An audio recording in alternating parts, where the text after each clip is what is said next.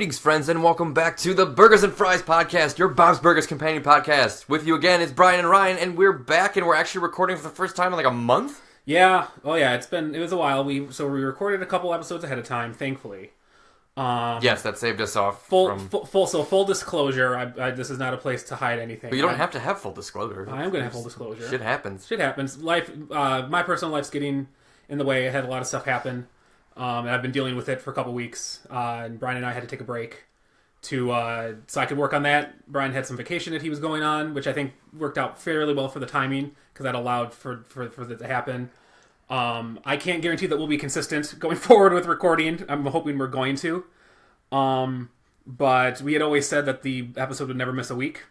So these last couple weeks I was scrambling to try to figure out what the heck I was going to do for episodes. So I'm glad that we had recorded the one burger bite. Right.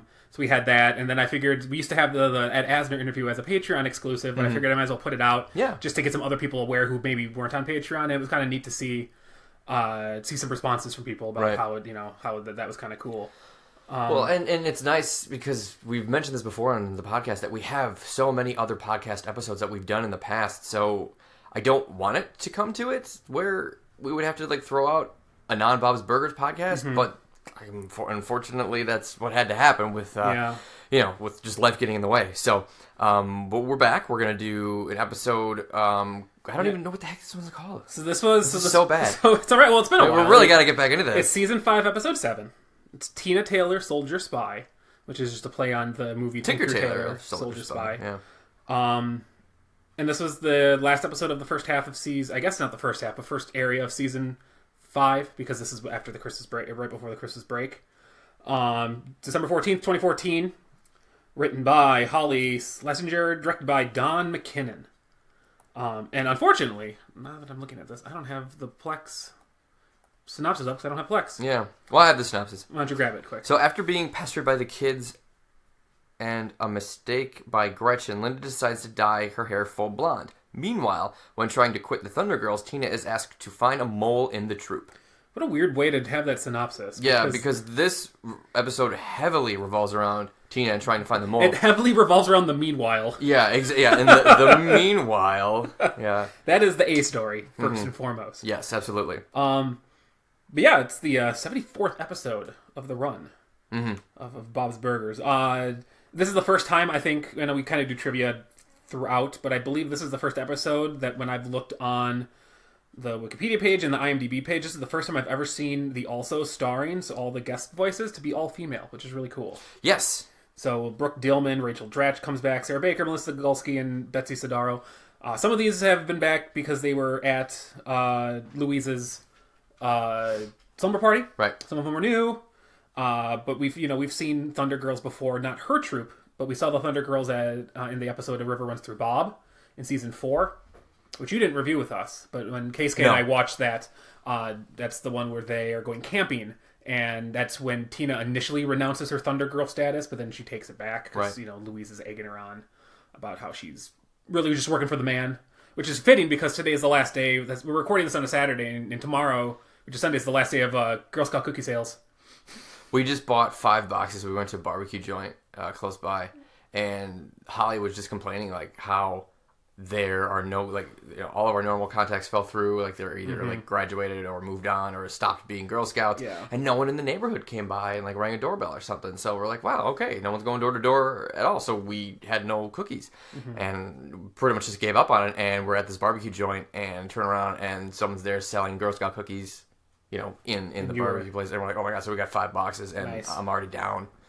Like to the. What did you get? Well, okay, so did you get one of each, or did you get we got one of not one of each, but one of the ones that we liked the most. I got the peanut butter sandwich cookies. I got the s'mores Thin Mints, the shortbread, and the lemon cookies.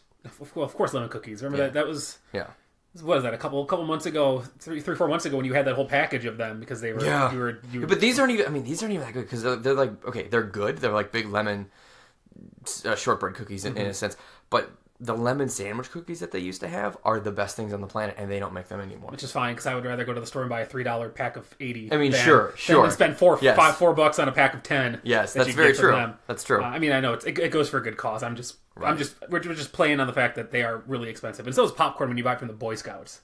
Yeah, but I don't. Or as the story I have, poop cone for that. Poop cone? Have I told you that story? All right, this is a fun podcast story, even if I haven't told you. Okay. So when I worked at Best Buy many years ago, my supervisor for the Geek Squad, his son was selling popcorn, and so I bought some of the seed kind just because I didn't want to spend a lot of money, and the seed kind was the least amount.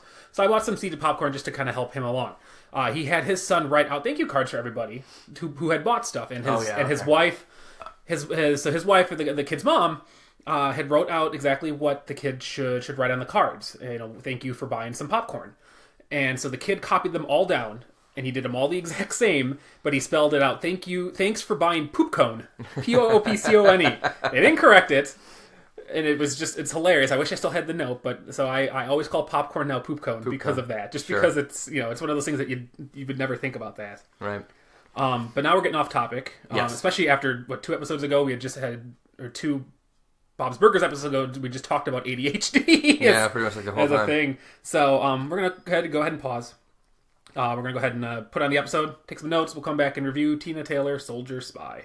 Hey, Tina, we're gonna go find shells and make me a shell bikini. Wanna come? Whoa! What's with the Thundergirls uniform? I decided to rejoin the Thundergirls. What? No, Tina, you just got out. Now you're going back in? You're like the Brett Favre of Thundergirls. I couldn't stay away. I mean, it's not for any weird reason. It's not like there's a mole in our troop and I'm going undercover to catch her or anything. Wait. Your troop has a mole? A thunder mole? What? Where'd you get that idea? Is she giving away your cookie secrets or something? That's my stage name, Cookie Secrets. Actually, yes, to Troop 257. But you didn't hear from me. Tina, you're the worst person to go undercover to catch a mole. You just spilled your whole story to us. You guys were all over me about it. All right, here's what you gotta do. You gotta go in there and rattle some cages. Grab those Thundergirls and shake them till you shake out a confession. It's me! I'm the mole! No, Louise, I have to go about this delicately. I have to make them all feel safe so she comes to me. Ugh, Tina, you so need me on this. Do what I say and say what I say, and we'll have this case cracked by dinner time. And we're back. Mm-hmm. That was the episode. We watched it. You can't prove that we didn't. No, you can't. Well, they could if we were to talk about the wrong episode. Well, let's get it right then. Let's make sure we talk about this episode. So, you want to do the I guess let's exterminator and the... Let's just start with the gay, because there's only 4. Right. There was the store next door, Rude Awakening, cakes for people you hate, which is a play on Rude Awakening. Mm-hmm. And it's kind of the second time they've had a pun using that phrasing, because they had new baconings, which was the very first burger. So that's kind of what I thought in my head. Like, they just kind of, found another way to do that, which is kind of cool. Yeah, Rude Awakenings. Yep. Right. So, and then this old mouse exterminators, which is a play on This Old House. Yep. And then the burgers. What is This Old House? This Old House is an old PBS show, I believe, not with Bob Vila. It's still on. Is it Bob Vila? I don't. Well, I don't. I mean, it's not the same guy. No, they still have This Old House though on NPR. But it's just an old fixer-up show where you learn how to install a sub pump or learn how to do any kind of household maintenance. They show you how to do it all by yourself. So it's an incredibly useful show if you have the time to sit down and the know-how, and the tools. Half the problem is the damn tools that they have you do. I could have installed my own sub pump, but I would have needed a jackhammer to pound through the concrete. Well, I really can't do that, nor do I have the know-how to use a jackhammer. So I had to hire somebody to install my sub pump, so my basement doesn't flood anymore. Yeah, so This Old House was Bob Vila originally. Okay. For only 10 years, though. The show's been out for 40 years. Only 10 years? It's been on for 40. Yeah. So he was only there for a quarter of the run. Yeah. And then it was Steve Thomas for the next 12 years, and now since then it's been Kevin O'Connor. Sure. I don't know who that is, and he looks like nothing. Oh, man, but no, the show is still on. Okay. But it's a play on that. It's a play on This Old House. And then there were 2 burgers. Mm-hmm. There was the Cajun Gracefully burger, which was a play on aging gracefully, which comes into play at the beginning of the episode, which we'll get to. Right. And then the second burger was Blondes Have More Fungus burger, which comes with mushrooms. And that's a play on Blondes Have More Fun, which is another thing that Gretchen had said in the episode.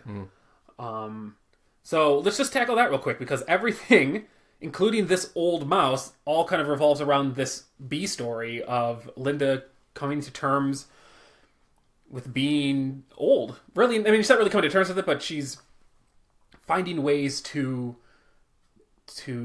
not have to worry about being so old. It's a lot of women. I mean, my mom started right around Linda's age. My mom started ritually dyeing her hair so she didn't have gray hairs everywhere. So the kids are counting gray hairs and they get to like 57 supposedly. And she got sick of it and she said, fine, I'm going to go get my hair dyed. I'm going to go visit Gretchen at the salon and I'm going to go get my hair dyed. And so then she goes to get her hair dyed. She comes. She goes to get it dyed or get some, or we actually don't know what she said to Gretchen. Well, I thought but she wanted to get dyed or get rid of the grays. Maybe is what she should have said. Yeah. Because she actually got streaks put in her hair, and it's so jarring. It looks so bad.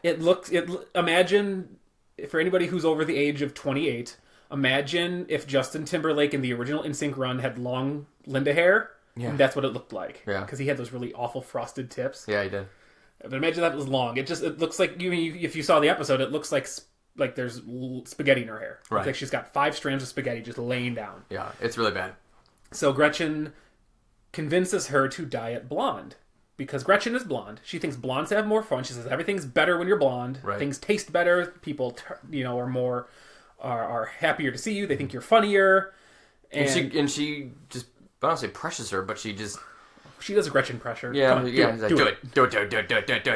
So, and then she's like, okay, I'm going to do it. I'm going to go blonde. And then she goes blonde. So I wrote down, the only thing that I remembered while we were watching the episode that I thought was funny is that when she said everything tastes better when you're blonde, she says ketchup packets. Right. Ketchup packets and it's something else I can't quite remember. There's ketchup packets and something, which is just... Yeah, like, okay, sure, ketchup packets taste better no matter what. Yeah. Why is that?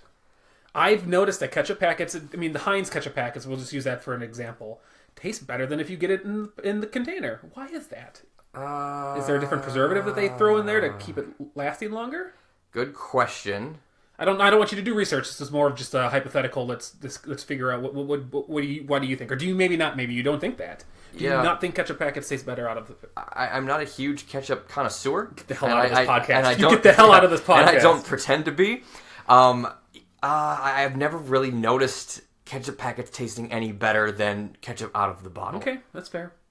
I think it tastes just like ketchup. Okay. Or, here's my thought. Maybe ketchup packets remind you of fast food, and fast food's always really good, so you just So it's a placebo effect. Maybe. I don't think it reminds me of fast food. More so it maybe reminds me of, like, grilling out, because you don't, you can bring a ketchup package for grilling out. All right. It reminds me of, like, hot dogs and corn dogs, going to a ball game. Now you have the pumps, but those are also kind of like ketchup packets in a pump. So right. I think it's maybe more of that. It's not this, here's a bottle, I'm sitting at home, throwing ketchup in a sauce or putting it on a burger or something. That might be it.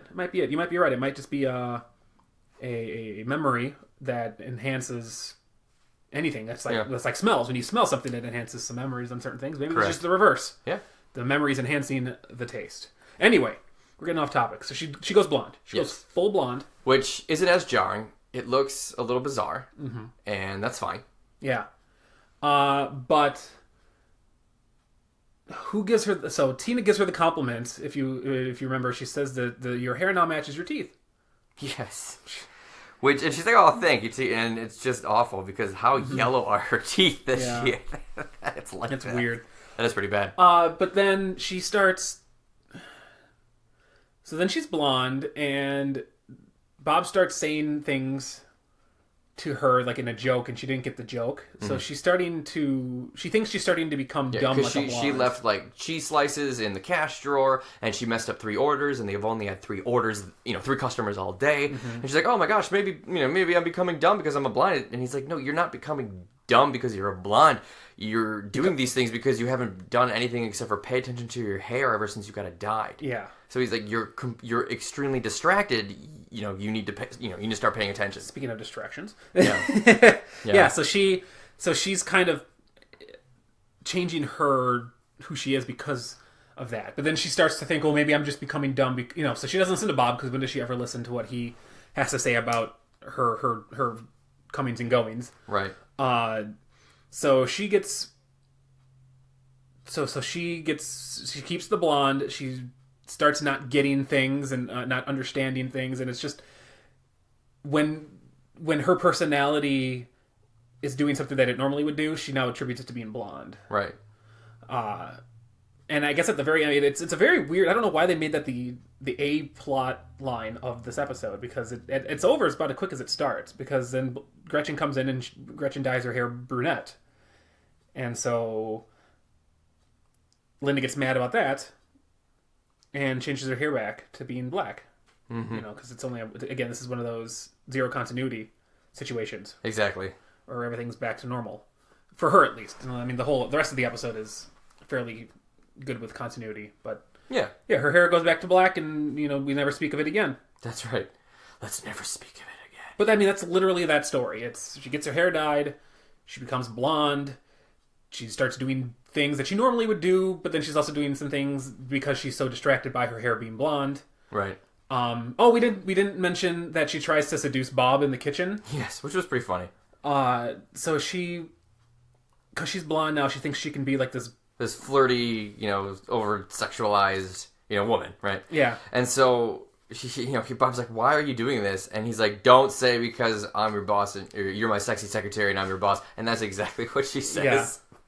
And then she changes it to be that I'm a World War, because she starts taking off her clothes. Like, "I'm gonna wait for you in the walk-in freezer." Right. And she takes off her apron and whips it in his face and hits his eye. Mm-hmm. And it looked like it hurt. And Bob, of course, he's kind of a big baby, so he's really playing it up like, "Oh, this really hurts." Yeah. And she goes, "I'm gonna be a World War II nurse, and I'm gonna nurse you back to health." Mm. And Bob's like, "Well, if I got shot in the eye, I would think I'd want you to be fixing my eye and not doing other things." Doing other things, yeah. It's like, I need a doctor. I don't need a nurse. So yeah, I feel like that was just a very throwaway B story. It started with, it was fine, the old age. Yeah, it was something fun that happened, and we got to see Linda, be all goofy. She's always goofy. Yeah.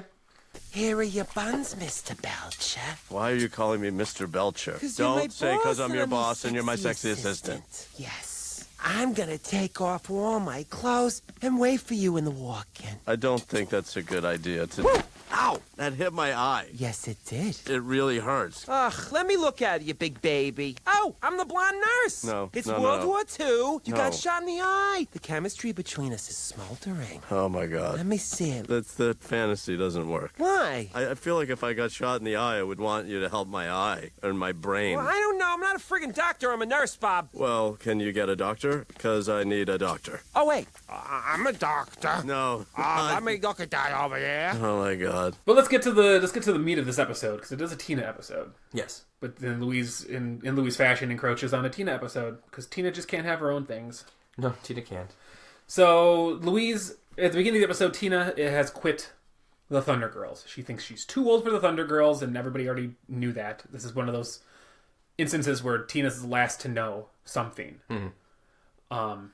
Which is kind of fun, because in the episode, the last season 4 Christmas episode, when Bob's talking to Tina about Santa Claus, and she goes, "Thank you for still, but basically he's thanking Tina for still like believing going in Santa along Claus. with the story, like, thanks for, and she's like, "What are you talking about?" And he's like, "Oh, nothing." Yeah. So, Tina, of course, is always the last to know. Mm-hmm. But she's too old for Thundergirls. Everybody else in the Thundergirls troop is about Louise's age. Mm-hmm.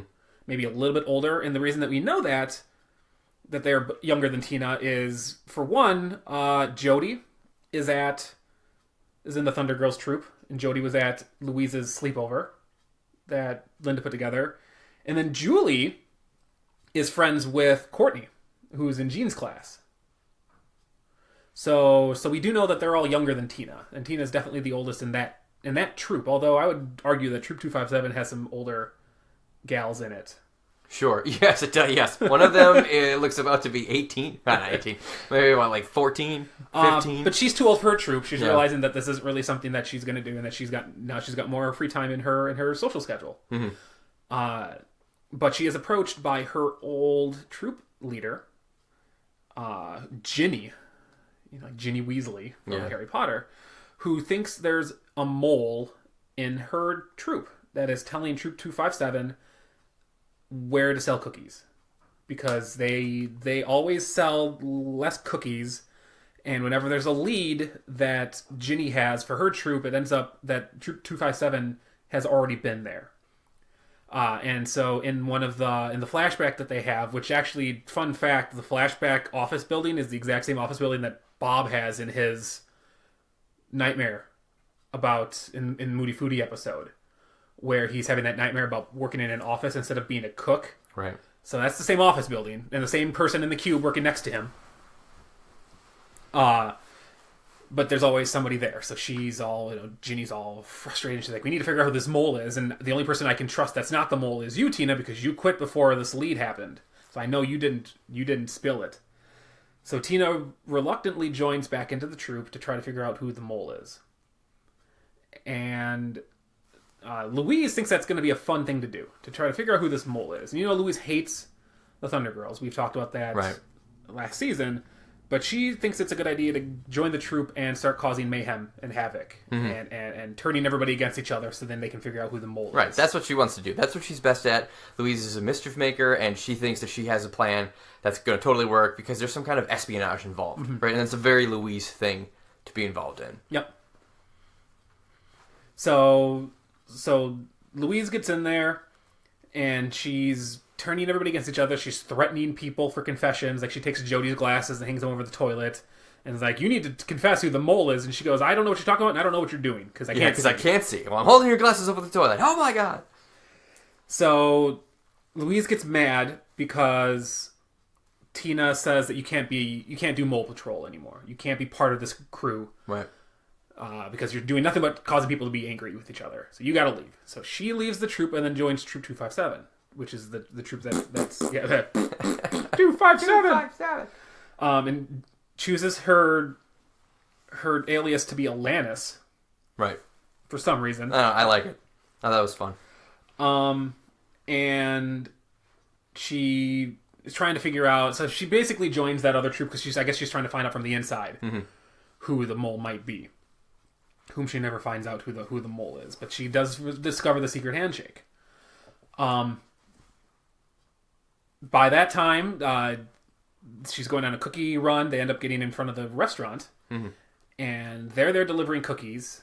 Troop 119 comes in because they're also trying to sell cookies, and Tina, we find out, actually put together this whole plan to figure out who the mole was. Yeah, you don't set one rabbit trap, you set 5. And she found that in the old troop manual that she found in the trash. When they were kind of talking about trash, she's like, oh, look at this old manual. And so it kind of sets that up that she had this old manual to look at, which is, again, I love kind of those things. They talk about that when you're doing script writing, that it's the Chekhov's gun thing. You don't introduce something if it's not going to pay off at the end. So the fact that they mentioned, here's an old manual, did come back to pay off in the end, which is really absolutely cool. They talk about all this trash that Gene's been collecting, which we'll get to, and that pays off because he has that. Really fun story. So we find out Gene. So we find out that Rena's the mole, and she's the mole because she hates Troop 119. I mean, that's pretty much the reason. Yeah, pretty much. Which is a kind of a weird reason. She joined originally Troop 257, but then she joined 119 to be the mole. And that's because of her allegiance to always be Troop 257. But then Tina stays with the Thundergirls. That's kind of the end of the episode. And there's a lot more that goes on, but it's another one of those pretty straightforward stories. There's not too many twists and turns in here. And we didn't get really into the meat of it, but we'll come back to that because there's really no other storylines to talk about. But we can kind of dive into pieces in the story. So, is there anywhere you'd like to start, story-wise? Well, the Gene thing. You want to go right into the Gene? Well, yeah, we just said we're going to talk about the sub-story of Gene? So Gene gets not really upset. He just wants to be included in this mole hunt, right? Yeah, so because it's Tina and Louise doing things together as sisters. Right. And Gene, of course Gene feels like he's one of the sisters too. They're all siblings. He's like, I want to be a part of your world. Right. So he when they're trying to figure out who could be the mole, he has a horse with his name written on it that he puts down next to all the troop girls, and he's like, let me be a part of this. Let me be part of your world. So Louise... And they're like, fine, you can start going through people's trash. Yeah, Louise says that you go through people's trash and you figure out, what's in the trash. And he just ran away with this job. He took it very seriously. Yes, he did. So he went through people's trash, and he's like, everybody's got a story in their trash. And you look at Rena's trash, she's got a chicken bag in here, which means she ate chicken. That's the end of that story. That's the end of that. But we end up... You see that he's gradually changing his wardrobe. based on things he's finding in other people's trash. So it's so genius. So he picks up a sweatshirt and he goes, "Do I look like a Jessica to you?" Yeah. And now he's wearing a Jessica sweatshirt with a stain and a hole in it. Mm-hmm. He finds like an old Statue of Liberty headdress type thing, just like a like the little crown that the Statue of Liberty wears. He's wearing that now. He's got, what else is he wearing? He's got like sandals on or something that he got. Well, no, not the sandals, because he's got the cleats, the soccer cleats. No, the soccer cleats and the soccer cleats and the shin guards. The shin guards, and those were Rena's. A Jessica sweatshirt, the 2002 New Year's Day. New Year's glasses. Let's say 2002 on them, and then that Statue of Liberty crown. And Bob, after he puts on the ensemble, was like, "It actually looks kind of good. Why don't you pick out something for me next time you go?" I was like, "Yeah, what are you into?" And he's like, "What do you want to smell like?" What do you want to smell like? That's what it was. What do you want to smell like? He's like, "Surprise me."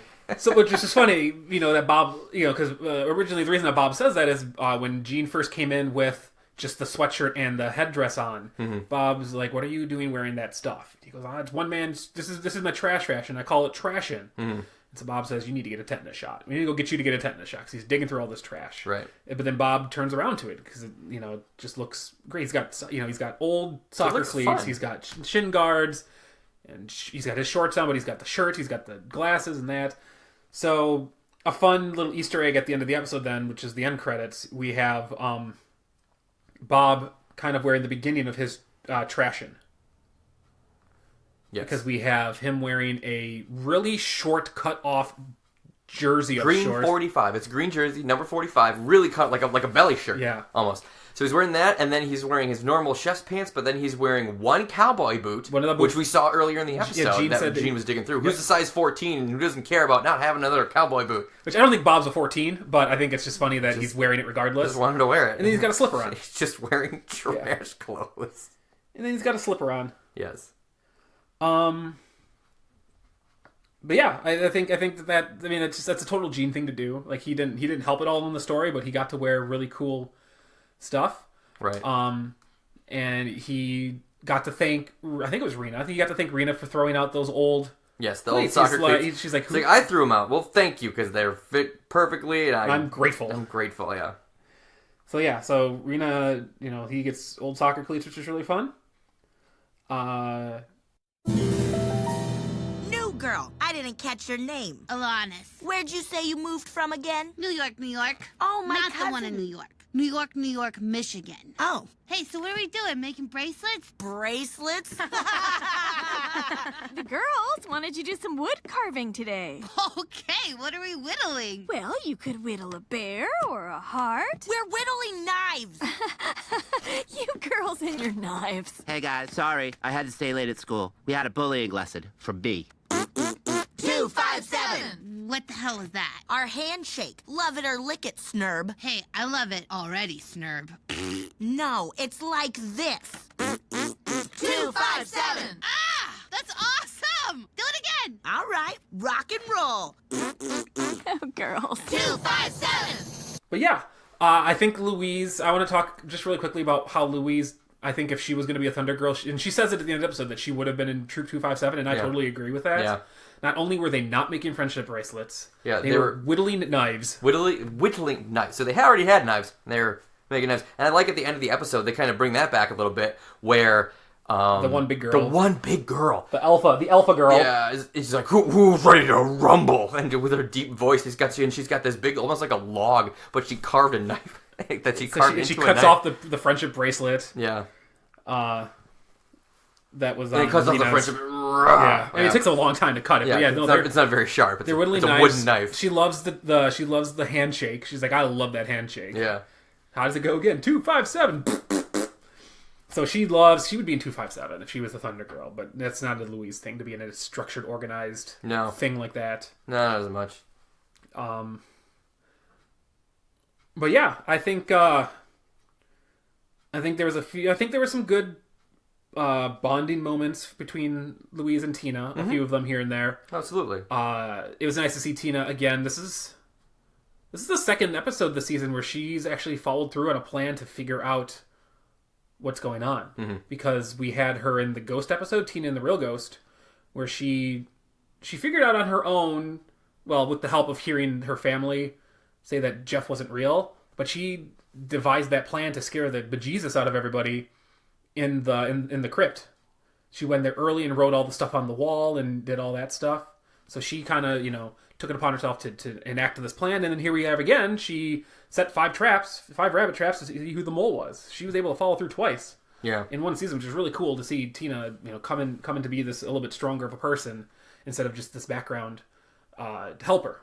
She's really come into her own the last few seasons. Well, not episodes. The last few seasons have been very entertaining to watch, especially for, fans of the show, because that's the moment. Like, that's not the moment, but this is the moment. Time when Tina really becomes a character. They figure out what to do with her. Mm-hmm.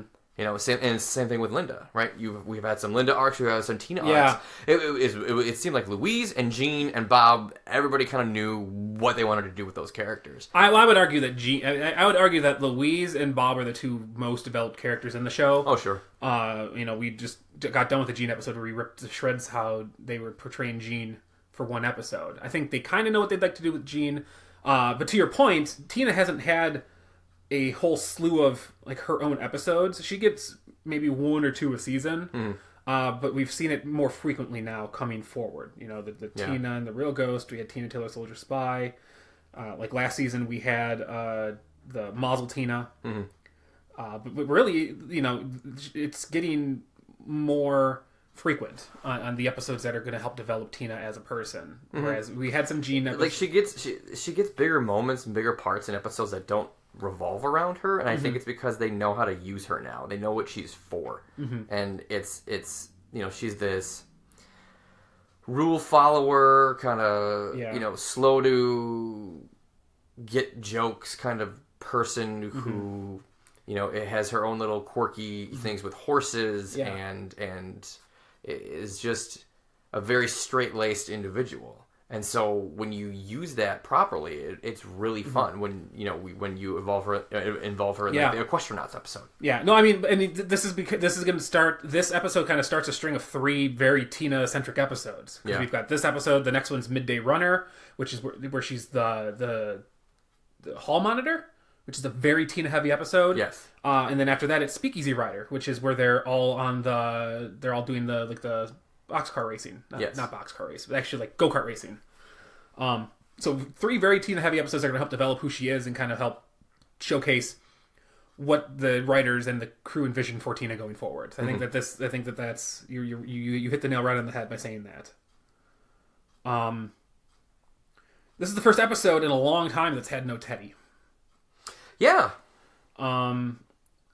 That's not that's a bad thing. And he's my favorite character, but he's not going to be in every episode, especially as a side character. Right.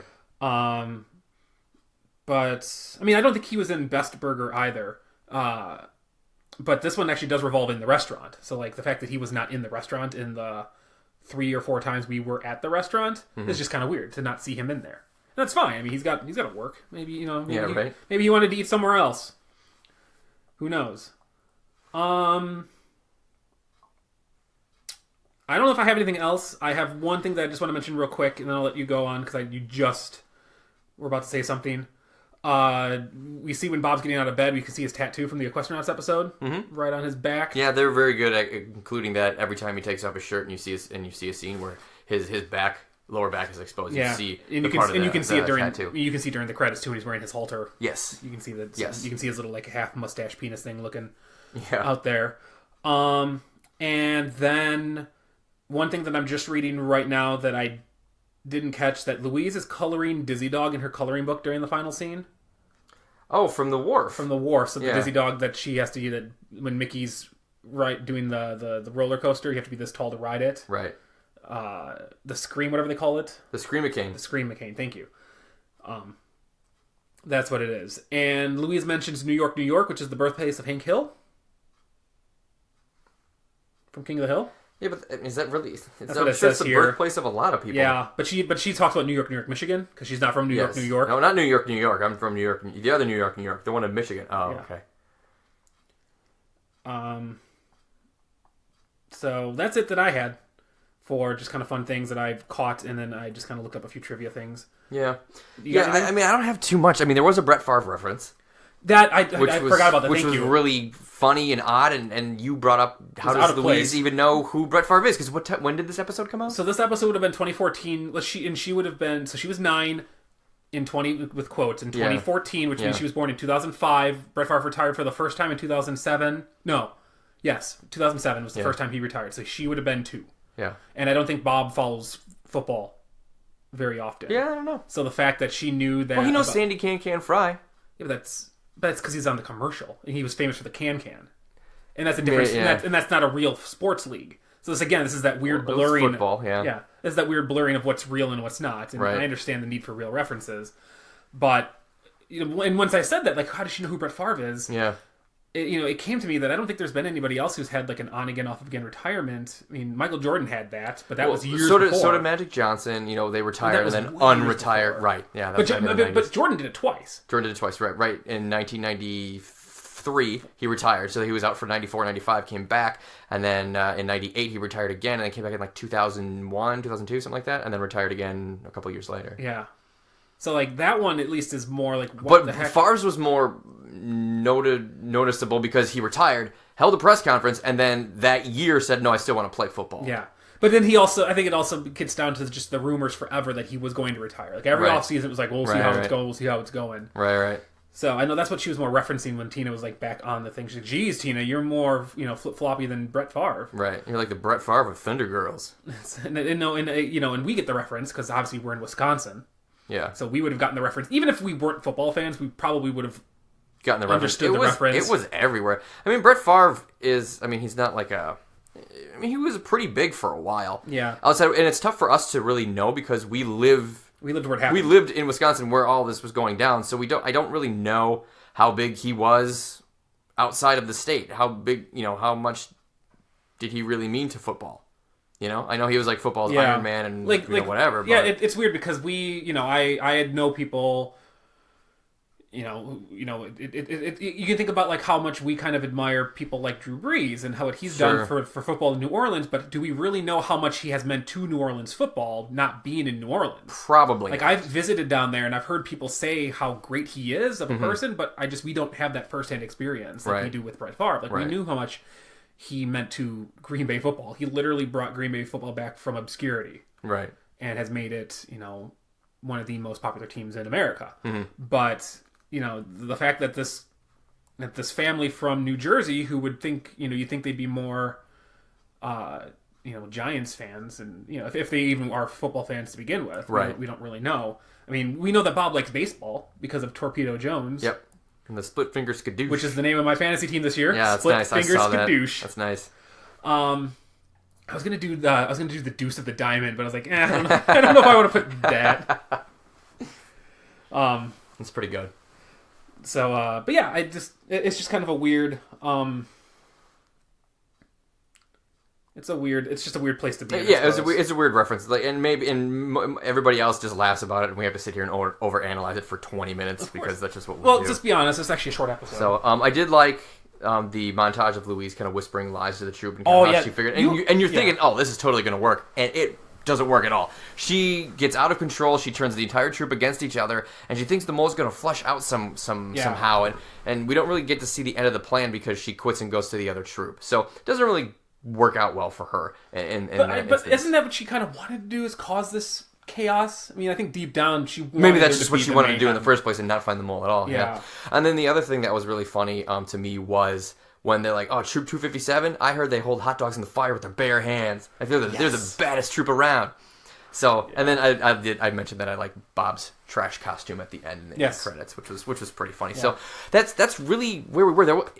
There was stuff going on in this episode. There just wasn't a ton going on. It's another short, clean cut episode, and it's more memorable. This is the multiple times I watched it, and I didn't really pick out anything new because it's very cut and dry, and that's not a bad thing, right? It's very clean, very very close knit, well put together episode, which is something that we said in the beginning kind of needs to happen. So in the beginning, when we were doing the season 1, season 2 recap, kind of thing. So we're back to just another very clean, very neatly written episode, and I think we're just about ready to do numbers then to actually figure out where this one stacks up. Yeah, one thing I just noticed, and I'm going to double check. I think in the background, when they're all playing with the horses, I think you can see the porcelain horse, re-glued together. Oh, really? I just want to verify. Okay. See if I can figure it out while we're here. I can't tell because we're recapping. I can't tell because there's no pictures of it. But in one of the screenshots I was just looking at, it looked like there was in Tina's background there was a horse, and it's got spots. And horses have spots, but it looks like that the spots were the places where porcelain broke. So I'll have to verify that. Maybe I'll send a tweet out to somebody see if we can get some verification on that. But we can do some. We can do some notes. Some notes. We can do some numbers now, and come back and see where this is. Wow. It's impressive. Okay, I am still lost. So who was it? Let's just say it rhymes with Tina. It's you? No, it's Rena. Rena, is that true? I'm not a mole. Tina, how do we know you didn't tell Troop 257 to come here? This is your family's restaurant. Oh yeah, good point. Yeah. Hold on a sec. I found these in Rena's trash. So? Those are my old soccer cleats. Well, they fit me perfectly, and I'm grateful to you. This is ridiculous. Tina's obviously trying to frame me. Tina? No, I'm not. I'm not framing her. Wait, Rena. 257! All right, I've got those numbers crunched. Oh, you got them all crunched up? I number crunched those like that old Windows DOS video game, Number Cruncher. Oh, Number Crunchers. I remember Number Crunchers. That game was awesome. All right, so I got the stopwatch up. We're going to do 2 minutes and go. All right, so the episode Fun Bits, we talked about Rita Baconing, This Old Mouse, and the two burgers, Cajun something or other. I can't remember. And the blondes... blondes have more fungus burger with mushrooms. So I gave that an 8. Yes. Yeah, I like the burgers. I like burgers with mushrooms. I'm kind of getting into mushrooms more. So that one was like, ooh, yeah, that one sounds good. I'll do that. And I the wordplay was pretty good on the storefront and the exterminator. Sure. I gave it a 7. Again, very good. I think I'd only have the Cajun. I probably only would have the Cajun burger. Mushrooms aren't bad, but yeah, I don't know if I want a blonde mushroom. Story, I gave a 7. It was a very good, solid story. As we talked about through the episode, there wasn't anything thrown at you that you couldn't catch. It was just it felt like it was a quick episode. It felt kind of slow. It did feel very quick. Did I give it an 8? Yeah. As well, yeah. I liked it. I thought it was good. I liked what they did with Tina. I liked the writing all around Troop 257. Right? You're wondering how bad are these girls really, and they were pretty badass for. What do we do with cookies? We sell them. Right. Yeah. Humor 7 again for me. I don't know if I was expecting more humor in the episode or less humor. There was just there was humor there. It was, but what was there was funny. But there just weren't as many moments as we've had previously. But like I said, the humor that was there was good, which is why it gets a 7. I gave it a 7 as well. This was an episode that I didn't laugh a ton at. But the most funny thing for me was Jean's trash outfit. I think was probably the best thing. So the trashing, and then other 7. It was really cool to see some of the recurring characters come back, like Jody and Julie. It was really nice to see the others, the whole also starrings being the full female cast was really neat. But yeah, it gets a 7 for me. I gave it a 7 as well. Good to see the all-female supporting cast come back. I have a lot of female voices in this episode. And then again, whenever anybody gets into a new costume, so we had the hair dye, we had the Jean in his trash outfit. So anytime somebody else is is drawn out of their element, I really like that. Oh, and then of course the troop sashes. And Gretchen had brunette hair for a while. So Gretchen did have a lot of changes through this episode. So I like it. I gave it a 7. So that's a 7.6 for my cohort. That's a 7.0 for me. That makes us 7.3.